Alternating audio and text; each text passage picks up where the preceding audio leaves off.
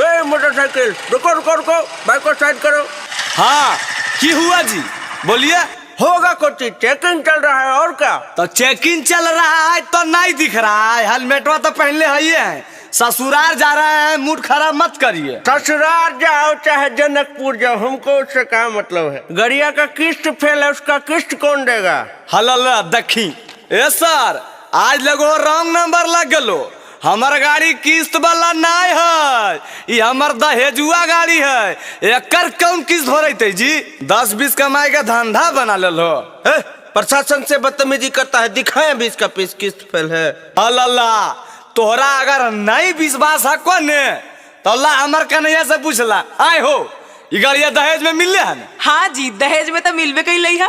अब बताओ सर, हम झूठ बोल रहा है कि तो ही झूठ बोल रहा हो? चल चल ने देखो ही कि ये सब ऐसे रोकते रहता रोकता नहीं।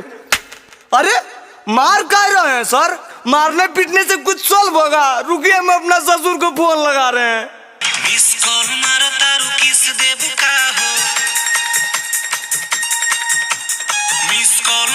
हेलो। हाँ हेलो, प्रणाम जीजा जी। खुश रहो साली जी। की भेले जीजा जी, रो काहे रहल हो? अजी की बताइयो, तोर परिवार सब जालिए को। जी